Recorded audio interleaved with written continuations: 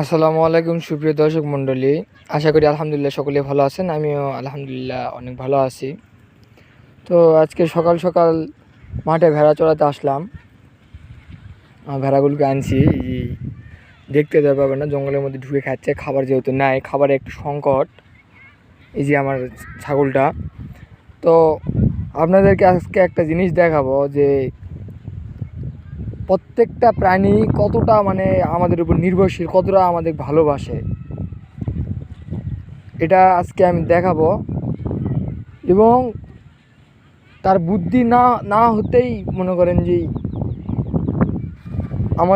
আমাদের প্রতি কতটা নির্ভরশীল হয়। আমরা প্রত্যেকটা অনেকে আসি, প্রত্যেকটা পশু পাখি অবহেলা করি। এটা আসলে ঠিক না। আমি জাস্ট দেখেন, আমি যাব, আমার পিছে পিছে চেঁচাতে চলে আসবে। এই দেখেন, এই কি দেখেন, এই চলে আসছে কাছে।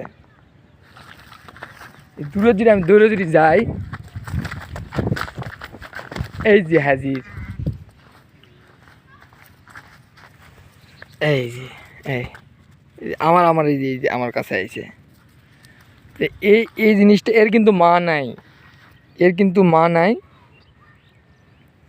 এই সারাদিন আমার সাথে থাকে, আমার পিছে পিছে ঘুরে বেড়ায়, আমি ডাক দিলে চলে আসে, আবার রাতে আমার সাথেই থাকে।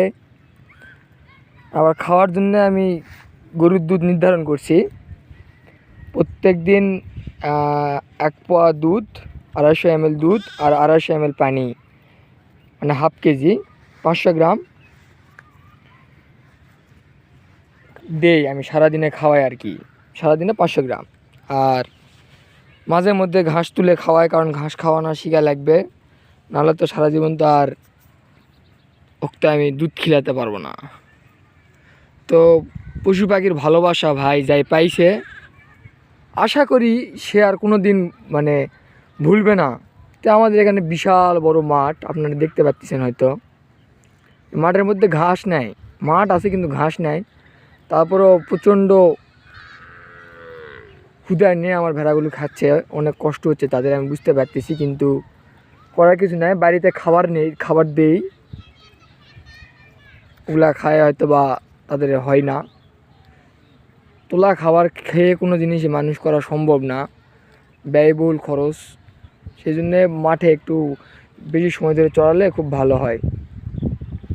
এই দেখেন, আমি চুপি চুপি থেকে আমি দূরে চলে যাচ্ছি। দেখে এই চুপি আমি অনেক দূরে চলে আসি। ও যদি একবার যদি পিছিয়ে ঘুরে দেখে আমি নাই, আমি দূরেতে আসছি, ও কিন্তু আবার চলে আসবে। আয় আয়, এই খাচ্ছে মাটি খাচ্ছে ও। আয় আয় আয় আয়, আসবি না? এই যে এটা হচ্ছে ভালোবাসা। ব্যাস, এই যে পায়ের কাছে আসে, দাঁড়া আছে, ওর ফিডার আছে আমার কাছে অবশ্য, আপনাদেরকে দেখায়। ওর ফিডার আমি কই রাখছি, আমি পকেট করে সবসময় নিয়ে বেড়াই। ফিডার খাবার আনছি, যার কারণে আর কি ফিডারটা আমি এই যে এখানে উঠায় রাখছি। হ্যাঁ, আমি যখন খাওয়াবো তখন এটা আবার নামাবো। আর বন্ধুরা, আপনারা যারা নতুন খামার শুরু করতে যাচ্ছেন, তাদেরকে নিয়ে সুন্দর একটি গঠনমূলক ভিডিও আসতেছে, যে খামার কীভাবে শুরু করবেন, সব কিছু ডিটেলসে একটা ভিডিও আসবে ইনশাল্লাহ সামনে।